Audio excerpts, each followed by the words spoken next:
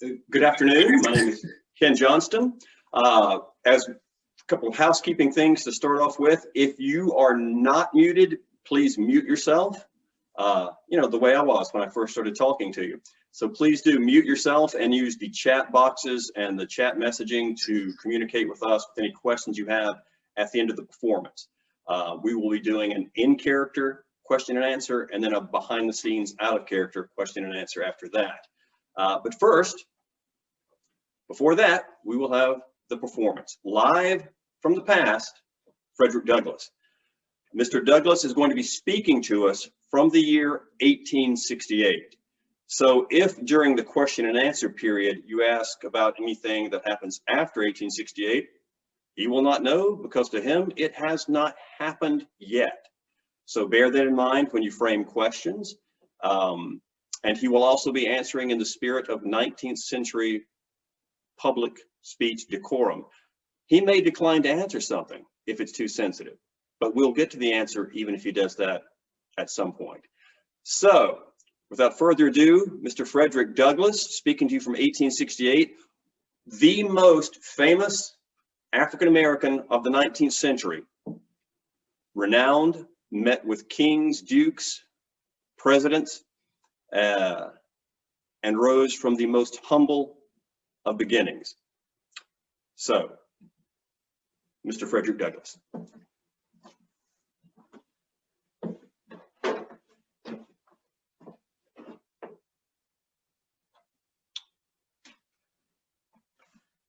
Greetings to you all. I thank you for asking me to address you. We are now recently past the cataclysm of our time, the great war that accompanied slavery, the abolition of slavery, the so-called peculiar institution that gave life to life, liberty, and the pursuit of happiness is no more. Now, when the Negro is free in fact, I am mindful of when I first felt my freedom of spirit, when I first felt liberty, though I was enslaved. I was some 16 years of age, and because of the spirit of defiance I evinced toward my condition of servitude, I had been then lent by my then master, Mr. Auld, to a Mr. Covey, an overseer much sought after in the area around Eastern Maryland, known as a Negro-breaker. Any cruelties and indignities that you entertain to have been practiced upon the slave, you must multiply tenfold to understand how this Mr. Covey gained and maintained his reputation. After a particularly brutal savaging by Covey, I absconded back to my master, pleading for protection against the Negro-breaker, only to be met with cold refusal of mercy and to be sent back to my tormentor. You have seen how a man was made a slave.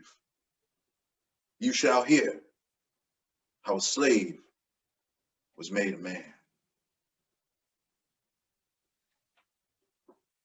The last flogging. Sleep does not always come to the relief of the weary in body and broken in spirit, especially is it so when past troubles only foreshadow coming disasters. My last hope had been extinguished. My master, whom I did not venture to hope would protect me as a man, had now refused to protect me as his property, and had cast me back, covered with reproaches and bruises, into the hands of one who was a stranger to that mercy, which is the soul of the religion he professed. May you never know what it is to spend such a night as that was to me, which heralded my return to the den of horrors from which I made a temporary escape. During the night, I heard the step of a man in the woods. He was coming toward the place where I lay. But as the night rambler in the woods drew nearer, I found him to be a friend, not an enemy, a slave of Mr. William Grooms of Easton, a kind-hearted fellow named Sandy. He was the husband of a free woman, and he was now on his way through the woods to see her and spend the Sabbath with her. As soon as I had ascertained that the distributor of my solitude was not an enemy, but a good-hearted Sandy, a man as famous among the slaves of the neighborhood for his good nature as for his good sense, I came out of my hiding place and made myself known to him. I explained the circumstances which had driven me to the woods, and he deeply compassionated my distress and bade me come with him. It was a bold thing for him to shelter me, and I could not ask him to do so, for had he been found in his hut, he would have suffered the penalty of 39 lashes on his bare back, if not something worse. But Sandy was too generous to permit the fear of punishment to prevent his relieving of a brother bondman from hunger and exposure. And therefore, on his own motion, I accompanied him home to his wife. For the house and lot were hers, and she was a free woman. It was about midnight, but his wife was called up. A fire was made, some Indian meal was soon mixed with salt and water, and an ash cake was baked in a hurry to relieve my hunger. Sandy's wife was not behind him in kindness.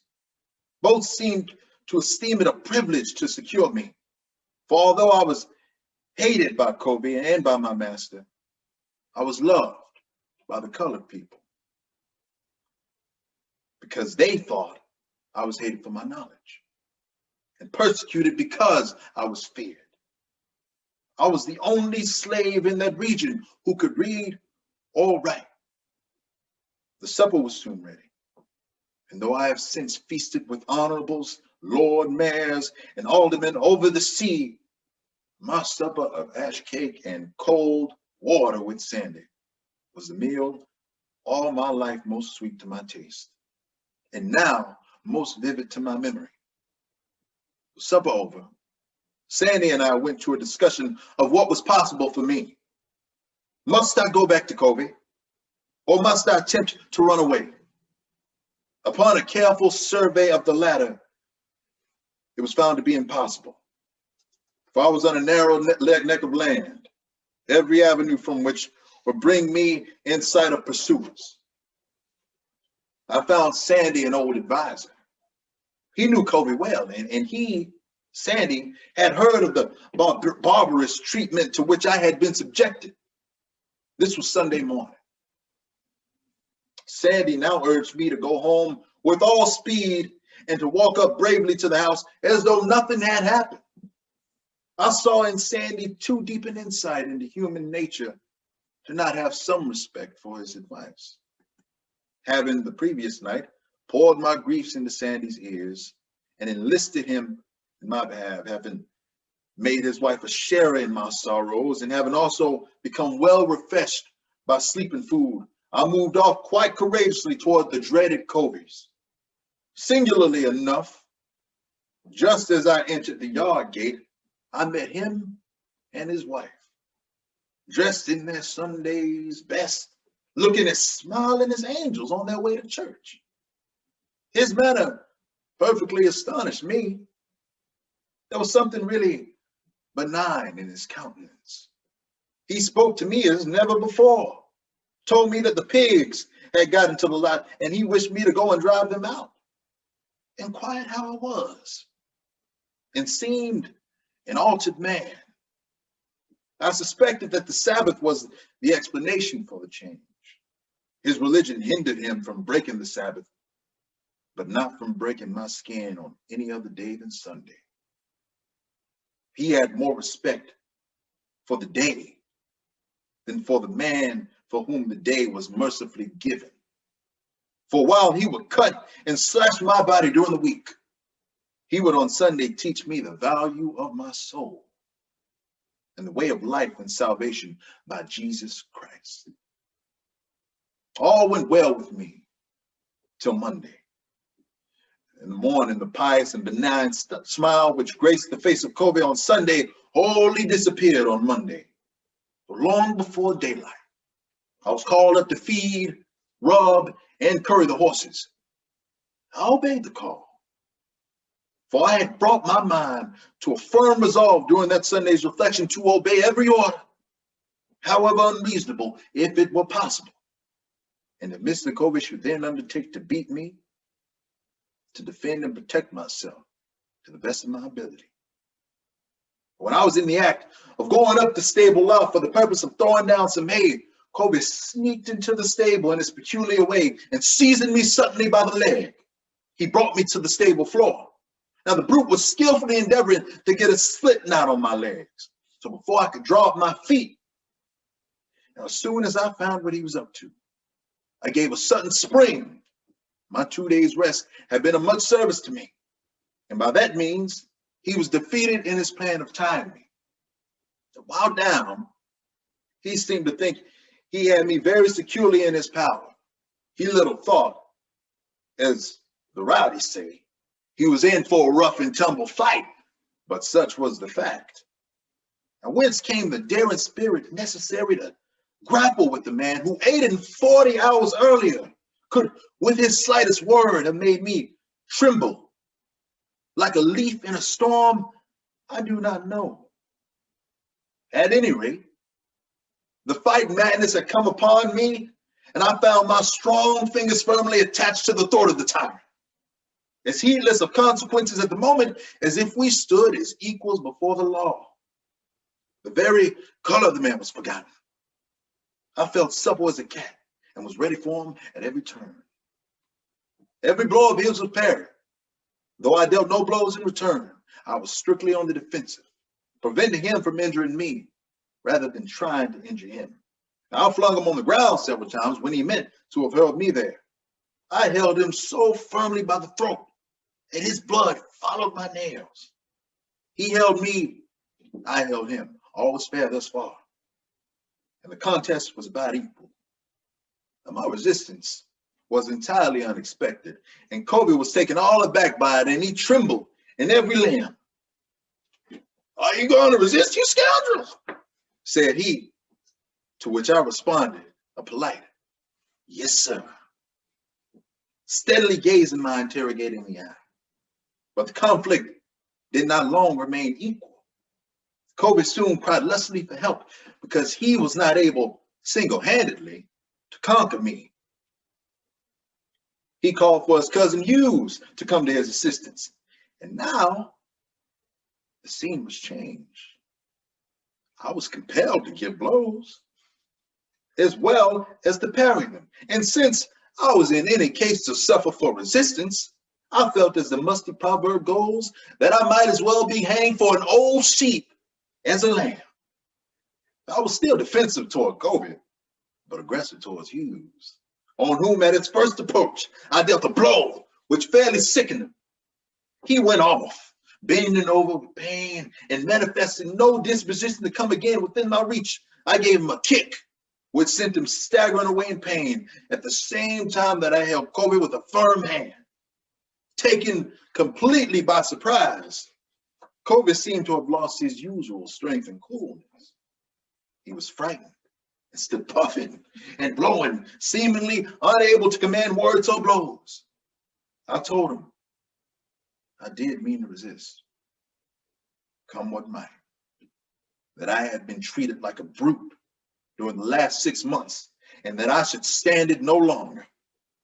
With that, he gave me a shake and attempted to drag me toward a stick of wood that was lying just outside the stable floor. Now, he meant to knock me down with it, but just as he leaned over to get the stick, I seized him with both hands by the collar, and with a vigorous and sudden snatch, I threw my assailant his full length onto the not over-clean ground, for we were now in the cow yard. Now, by this time, Bill, the hired man, came home. He had been to Mr. Helmsley's to spend Sunday with his nominal wife. Covey, holding me, called upon Bill to assist him. Now, the scene here had something comic about it. Bill, who knew precisely what Covey wished him to do, affected ignorance and pretended he did not know what to do. "What shall I do, Master Covey?" said Bill. "Oh, take hold of him, take hold of him," said Covey, with a toss of his head. Peculiar to him, Bill replied with spirit. "Oh, indeed, Master Covey. I want to go to work. My master hired me to work and not to help you with Frederick." It was my turn to speak. "Bill," said I, "don't you put your hands on me." To which he replied, "My God, Frederick, I ain't gonna touch you." And Bill walked off, leaving Covey and myself to settle our differences as best we might. But my present advantage was threatened when I saw Caroline, the slave woman of Covey, coming to the cowshed to milk. Well, she was a powerful woman and could have mastered me easily, exhausted as I was. As soon as she came near, Covey attempted to rally her to his aid. Strangely and fortunately, Caroline was in no humor to take hand in any such sport. We were all in open rebellion that morning. Caroline answered the command of her master to take hold of me precisely as Bill had done. Thus, at length, after 2 hours had elapsed, the contest was given over. Now, letting go of me, puffing and blowing at a great rate, Covey said, "Now, you scoundrel, go back to your work. I would not have whooped you half as hard if you had not resisted." The fact was, he had not whooped me at all. He had not in all the scuffle drawn a single drop of blood from me. I had drawn blood from him. During the whole 6 months I lived with Covey, after this transaction, he never again laid the weight of a finger on me in anger. He would occasionally say he did not want to have to get hold of me again, a declaration which I had no trouble in believing. And I had a secret feeling which answered, "You had better not wish to get hold of me again, for you are likely to come off worse in a second fight than you did in the first." This battle with Mr. Covey was a turning point in my life as a slave. It rekindled in my breast the smoldering embers of liberty and revived a sense of my own manhood. I was a changed being after that fight. I was nothing before. I was something now. I was a man. Recalled to life my crushed self-respect and my self-confidence, and inspired me with a renewed determination to be a free man. Covey was a tyrant and a cowardly one. After resisting him, I felt as I had never felt before. It was a resurrection from the dark and vociferous tomb of slavery to the heaven of comparative freedom. I was no longer a servile coward trembling under the frown of a brother worm in the dust, but my long cowed spirit was roused to an attitude of independence. I had reached a point at which I was not afraid to die. And this spirit made me a free man in fact, though I still remained a slave in form. You may like to know why. After I had so grievously offended Mr. Covey, he did not have me taken in hand by the authorities. Indeed, while the law of Maryland, which assigned hanging to the slave who resisted his master, was not put in force against me. I admit, the easy manner in which I got off was always a surprise to me. The probability is that Covey was ashamed to have known that he had been mastered by a boy of 16. He enjoyed the unbounded and very valuable reputation of being a first-rate overseer and Negro-breaker. And by means of this reputation, he was able to procure his field hands with very great ease. His interests and his pride would mutually suggest the wisdom of passing the matter by in silence. The story that he had undertaken to whoop a lad and had been resisted would of itself be damaging to him in the estimation of slaveholders. It is perhaps not altogether credible to my natural temper that after this conflict with Covey, I did at times purposely aim to provoke him to an attack. By refusing to keep with the other hands in the field, but I can never bully him into another battle. A hereditary bondsman, know ye not who would be free?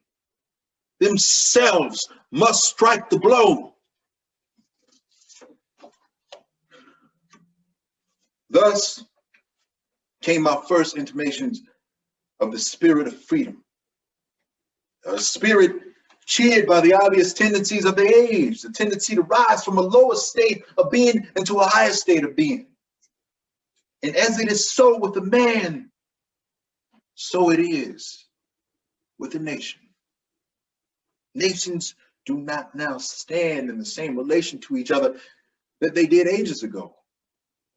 No nation can now shut itself up from the surrounding world and trot around in the same old path of its fathers without interference. The time was when such could be done. Long established customs of hurtful character could formally fence themselves in and do their evil work with social impunity. Knowledge was then confined to formally and enjoyed by the privileged few, and the multitude walked on in mental darkness. But a change has now come over the affairs of mankind. Walled cities and empires have become unfashionable. The arm of commerce has been borne away with the gates of the strong city. Intelligence is penetrating the darkest corners of the globe. It makes its pathway over and under the sea as well as on the earth. Wind, steam, and lightning are its chartered agents. Oceans no longer divide, but link nations together. Space is comparatively annihilated. Thoughts expressed on one side of the Atlantic are distinctly heard on the other. The far off and almost fabulous Pacific rose in grandeur at our feet. Fiat of the Almighty, let there be light, has not yet spent its force. No abuse, no outrage, whether in taste, sport, or avarice, can now hide itself from the all-pervading light. From these remarks, it will be evident that we may explain success mainly by one word. And that word is work. Work, work, work. Patient, enduring, honest, unremitting, and indefatigable work into which the whole heart is put. In both temporal and spiritual affairs, work is the true miracle worker. Everyone may avail himself of this marvelous power. There is no royal road to perfection. No one must wait for some kind of friend to put a springing board under his feet, upon which he may easily bound from the first round of their ladder onwards and upwards to the highest round. If he waits for this, he may wait long and perhaps forever.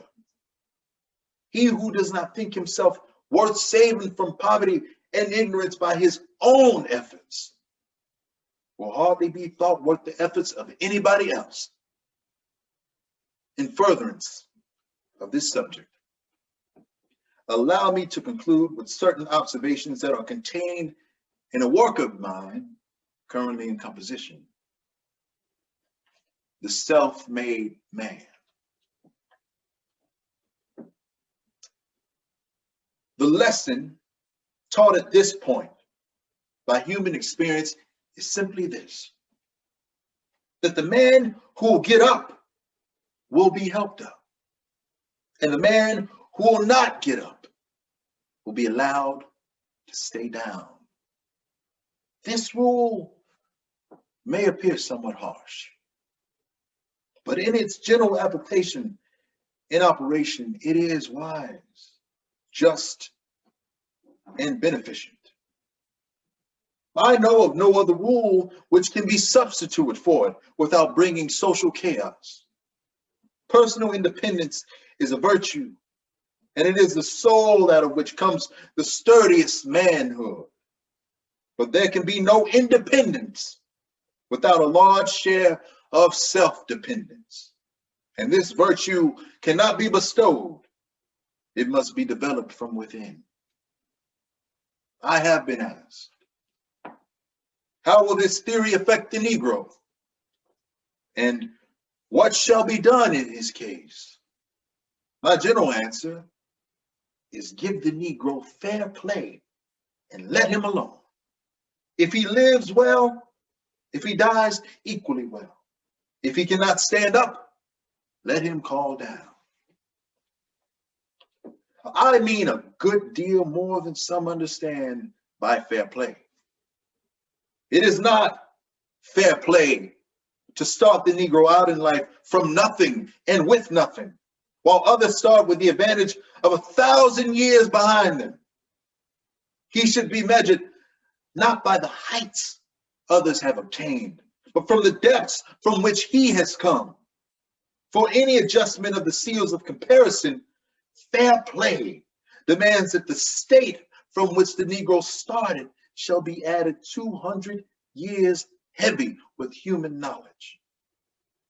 Should the American people put a schoolhouse in every valley of the South, and the church on every hillside, and supply the one with teachers and the other with preachers for 100 years to come, they would not have then given fair play to the Negro.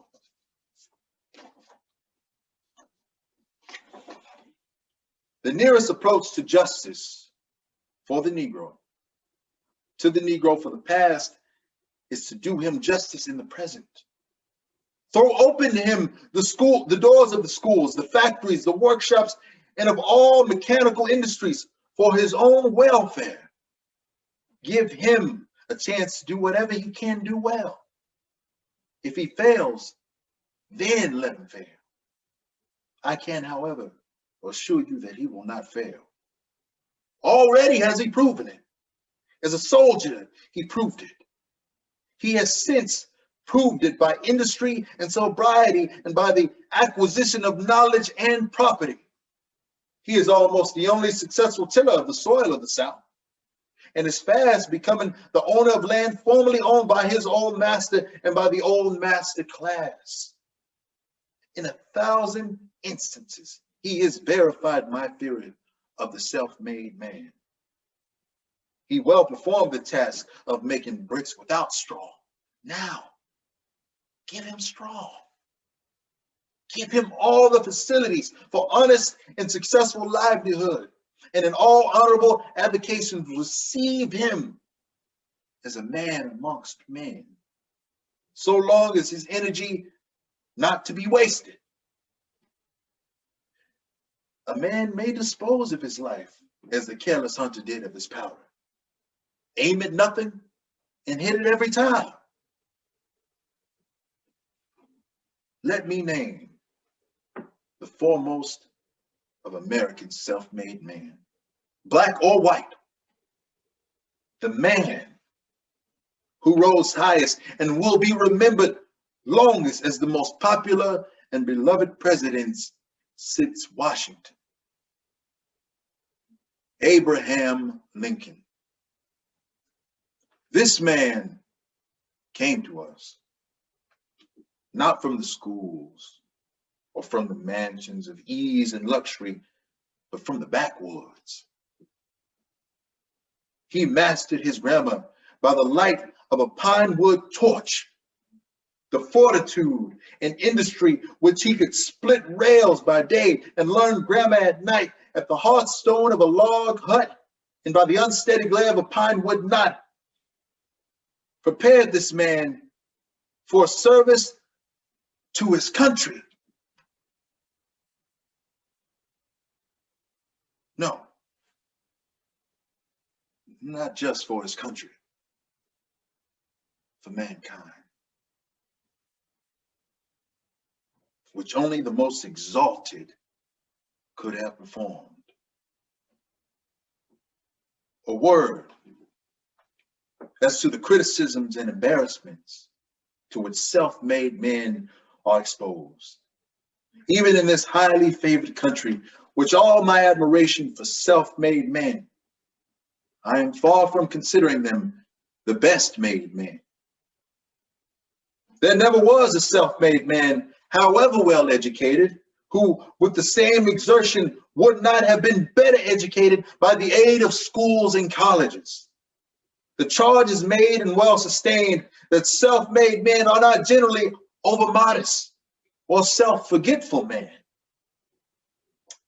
It was said of that famed newspaper publisher, Horace Greeley, that he was a self-made man and worshiped his maker. Having never enjoyed the benefits of schools, colleges, and other like institutions of learning, they display for them a contempt which is quite ridiculous and which also makes them appear so. A man may know much about educating himself and but little about the proper means of educating others. For practical benefit, we are often about as much indebted to our enemies as to our friends, as much to the men who hiss as to those who applaud. For it may be with men, as someone has said about tea, that if you wish to get its strength, you must put it into hot water. Ladies and gentlemen, accept my thanks for your patient attention. I will detain you no longer. If by statement, argument, sentiment, or example, I have awakened in any a sense of the dignity of labor or the value of manhood, or have stirred in any mind a courageous resolution to make one more effort towards self-improvement and high usefulness, I have not spoken altogether in vain, and your patience is justified. Thank you for listening. And now I will open up dialogue and take questions from the audience if you would like. If you would like to communicate any questions for me through the telegraphic device of your modern day to my assistant, I will gladly take them. So, ladies and gentlemen, as Mr. Douglas says, if you have any questions, use your telegraphic chat device to send them to me, and I will relay them to Mr. Douglas. We'll give you a couple of moments to type away, see if any messages come in.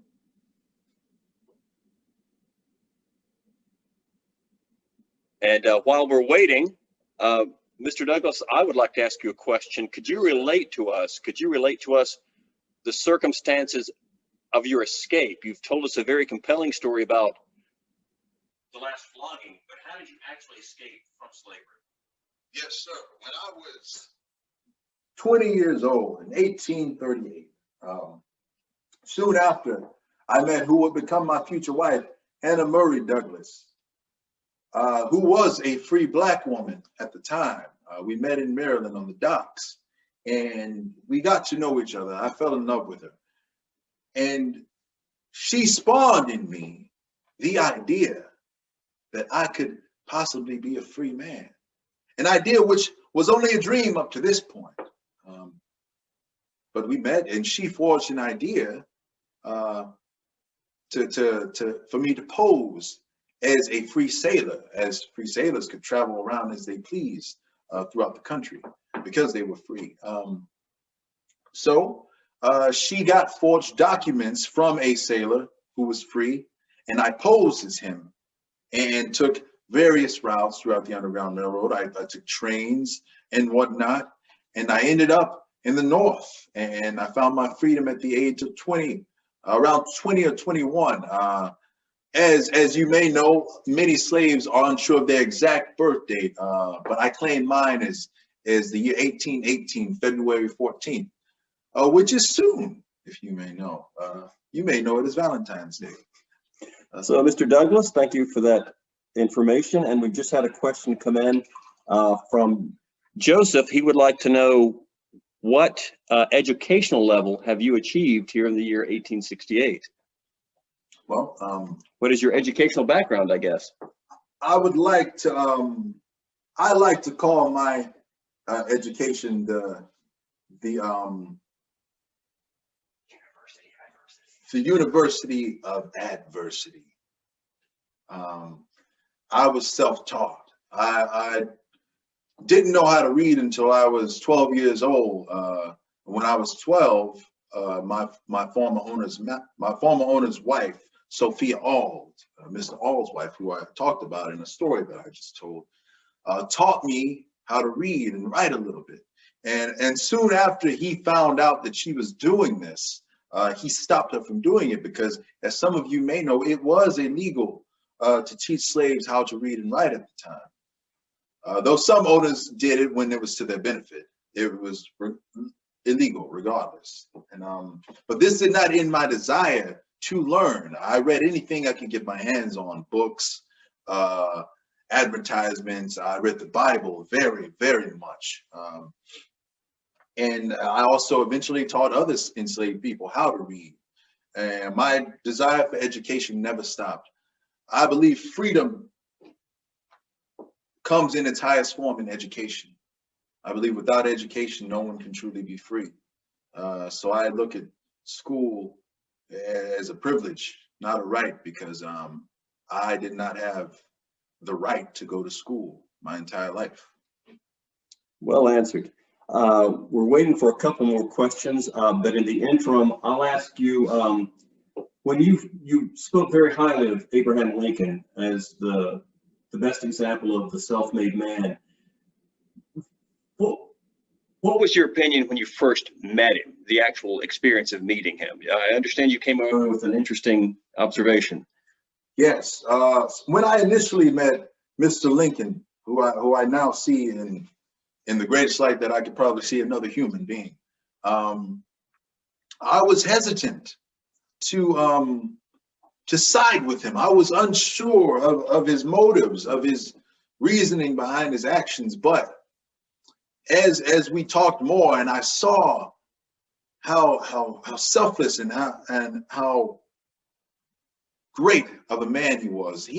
When I met Abraham Lincoln, he talked to me, and for a brief second, I forgot that I was talking to a man who was a different color than me. He made me feel human. He didn't make me feel like I was a black man living in the 1860s from the South. He made me feel as if I was just a man talking to another man, and he was the first white man who ever made me feel that way. And so I grew to love him very much. Excellent. And we have another question from Joseph. What happened to your family members? I guess here in 1868, yeah, could you tell us a bit about your family? Yes. So I will give you some brief information about my birth and my mother and my father. So when I was born, I was, as many slaves are in the area I'm from and throughout the South, I was separated from my mother at birth. I vaguely knew of her. The only times that I would ever be around her is when I was sleeping at night, and she would come after the sun set because she was on a different plantation. She passed away when I was 6 or 7, but I did not have a relationship with her. I was looked after by my grandmother, who also passed when I was very young. And as far as my father goes, no one knows for sure who my father was.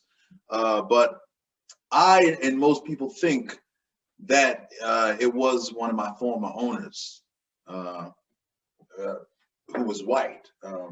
But as for my family at the moment, as I told you, I am married to Anna Murray Douglas. We've been married for many, many years, and we have had 5 children, Rosetta, Lewis Henry, Frederick, Charles, Raymond, and Annie. Two of whom fought in the Civil War, 2 of my sons. Excellent. We're going to give you guys a chance to send in perhaps another question. Some good ones so far. And while we're waiting, you've also written about how you felt that first day of freedom, when you realized you were truly free. Could you let the people know what that feeling was like? I cannot put into words how relieved and ecstatic I felt. I've never felt anything more incredible than the first day that I was free. I felt that I had lived more than one day as a free man than I did all my life as a slave. All my life is 20 years as a slave. I felt I had lived more than one day when I was free. And since then, I have just been trying to help other enslaved people feel the feeling that I have been able to feel since I've escaped. That's why I go around the country and the world, actually, talking, telling my stories. When I wrote my autobiography, I was taking a huge risk, many people may know, because my identity was unknown, and I was hiding my identity up until that point because I didn't want to get recaptured and sent back to Maryland. But after I wrote my autobiography, because I became more well-known after that, and my roots had become known by the public, I went to Europe for 2 years, and friends there and fans there were able to help me purchase my freedom. And so I was able to come back here and truly live free without fear. I believe we just got another question. Did you know where you were going when you were freed? Ultimately, yes, there was a goal. We set a specific path to where we were going. I ended up in the New York area. I ended up on the East Coast, but I would have been safer anywhere north than I would have been in the South where I was. But yes, Anna and myself tracked out a very specific pathway that I was going to take. All right, Mr. Douglas, let me shake your hand. So glad you were able to speak with us today. Thank you, Ken. And now, through the magic of me clapping my hand, it's no longer Frederick Douglass. Hey, it's Mustapha Slack, Hey. Atlanta area actor. Hey, Mustapha. What's up, Ken? Not much. Just watching you do a show. So now, if you have any questions for Mustapha or myself about the show itself, about the process of creating this kind of performance, or questions that you couldn't ask Mustapha as Frederick Douglass in the year 1868, if you want to know things that happened after the year 1868, we can now talk about that sort of stuff. So please send us in some questions about, actually, you know what? I'll start it like I did last time. Wait, here we go. What interested you to do this role? What interested you to do this role? That's a great question. What did? Well, a lot of it had to do with Ken, actually.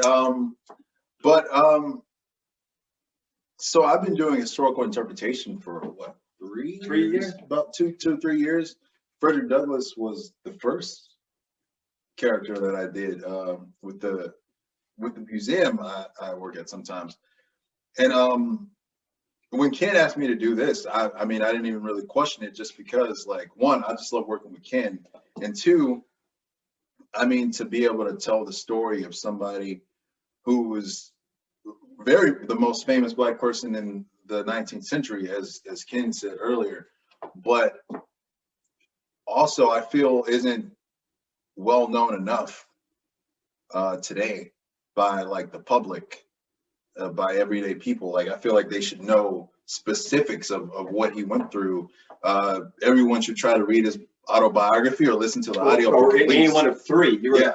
over the course of his life, he wrote 3 different autobiographies, each one obviously at a different phase. And they're fascinating readings. The speech that Mustapha did today, you know, I took from his writings. Now we have to massage it a little bit, maybe add you know, some things to link things together. But, you know, the writings of Frederick Douglass are a great place to learn about Frederick Douglass.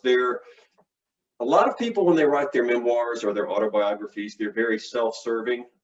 That comes as a shock, I know. But with Douglass, people that have written biographies about him go to his papers, and there's a very large gap between bullshit and the truth with most people. With him, there's no bullshit. It's the things he says in his autobiographies are independently verifiable. So, as Mustapha said, go to those. They're the best place to go. You learn a lot about the intricacies of different things from slavery to like how life really was back then for Black people. I know I learned a lot that I had no idea about. I mean, even in some of the writings that we talked about today, he talks about the beginnings of systemic racism.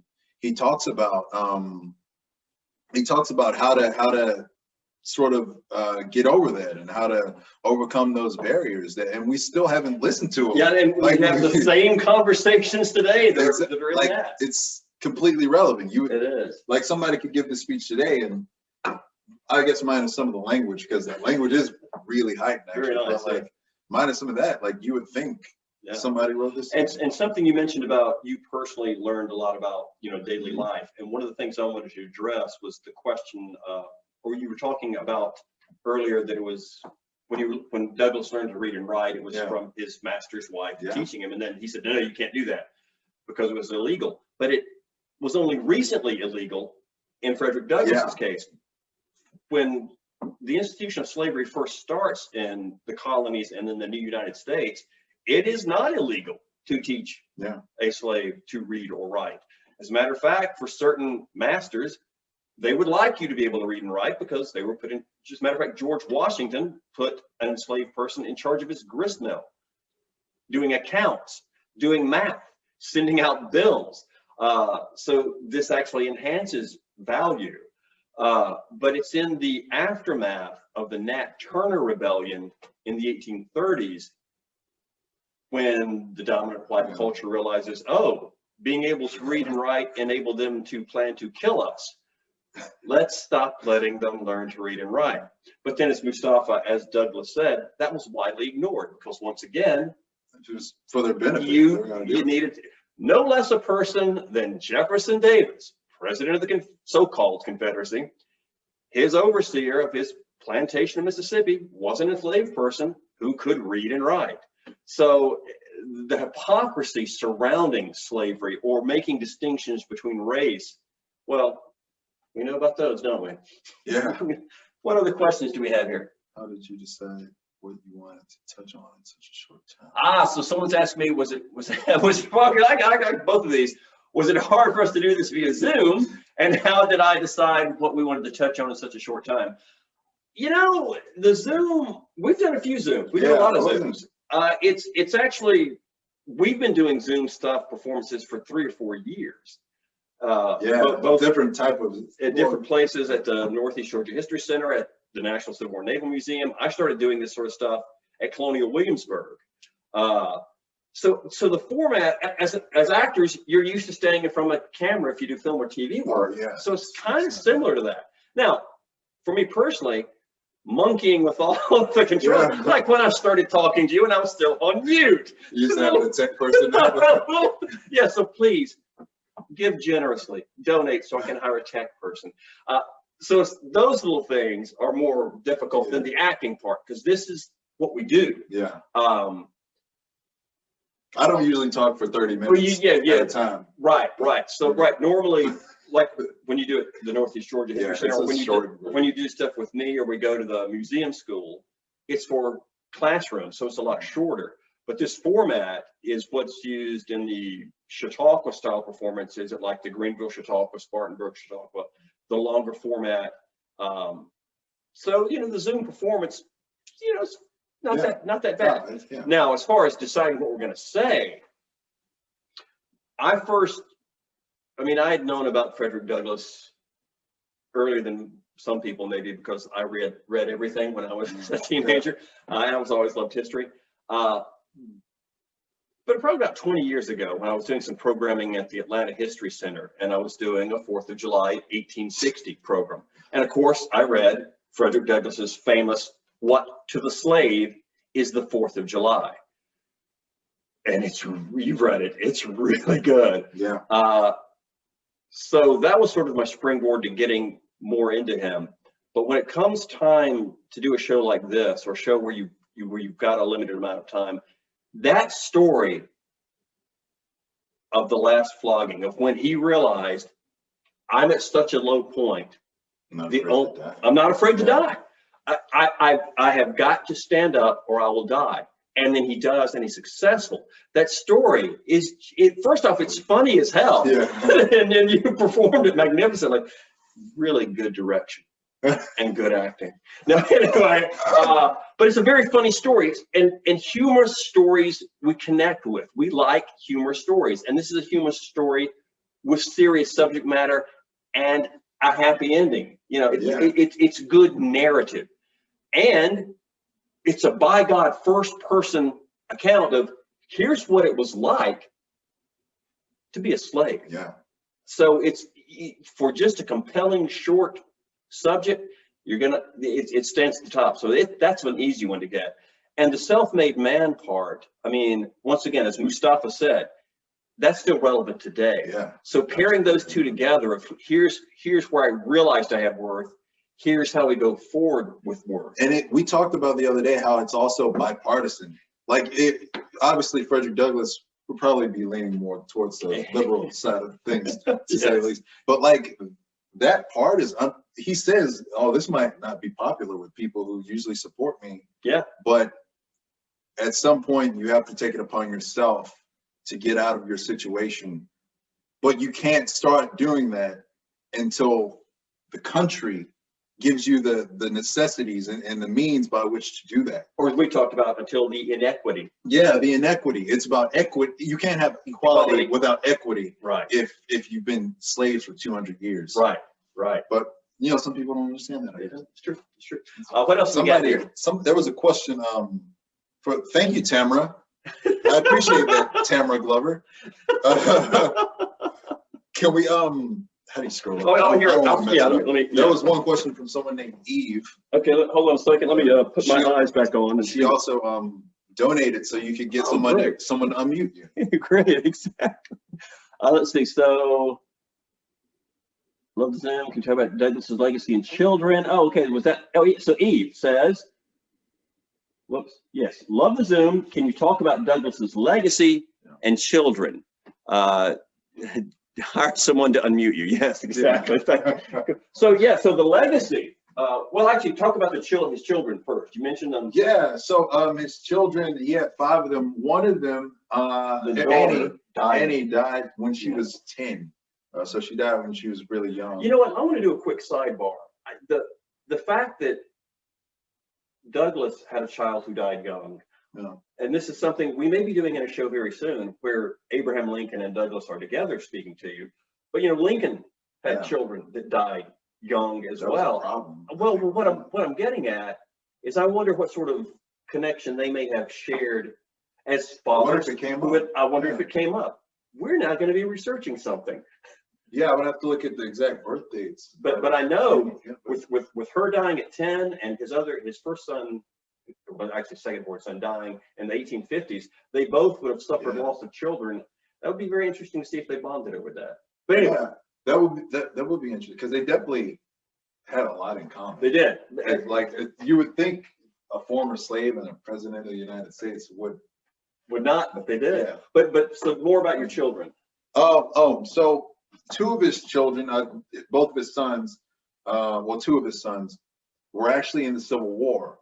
And at a time, he was actually recruiting Black men to join the Civil War. I'm sure he probably would have been happy to, but he was too old at the time, pretty much. But he recruited them, and you know, they Lincoln's eldest son fought in the war.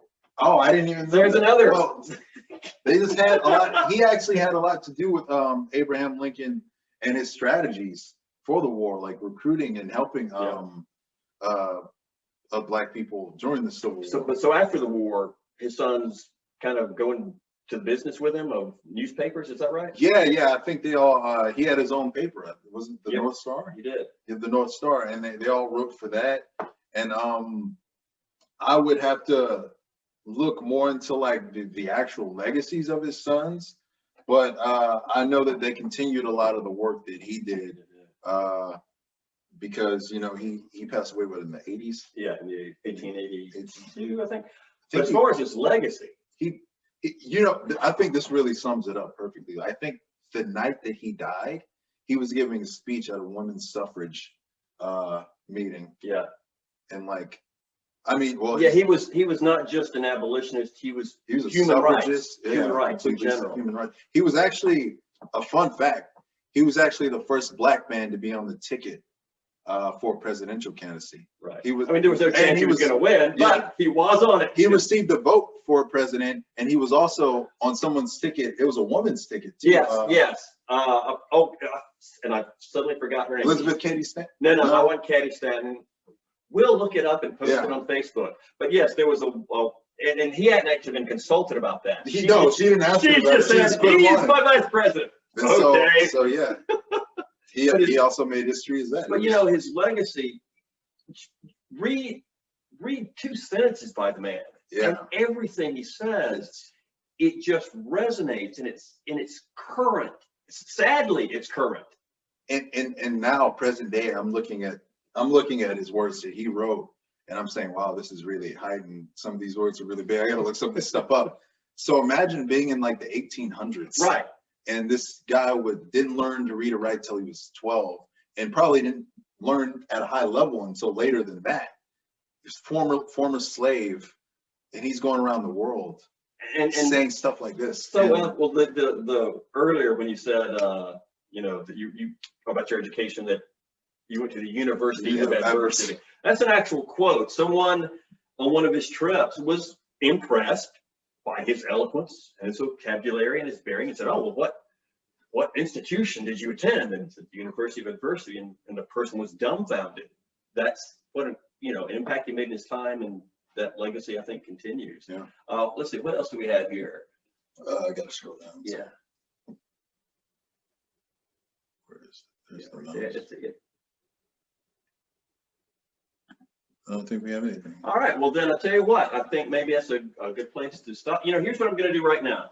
Just in the interest of survival of this sort of entertainment, of this sort of, what I'm going to do here is we are, as we close,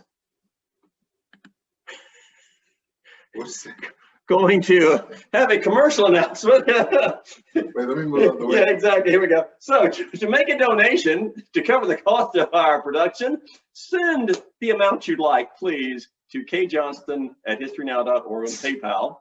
Keep abreast of our productions on the History Now Facebook page, and visit our website, history-now.org, to see what we can offer you for classrooms inside. So come on back out, Mustapha. Thank you. Give Mustapha your virtual applause from the privacy of your home. We're currently putting together, as I mentioned a second ago. That's going to be up for a while. I'm leaving that screen up for the next 30 minutes, so you have plenty of time to write it down.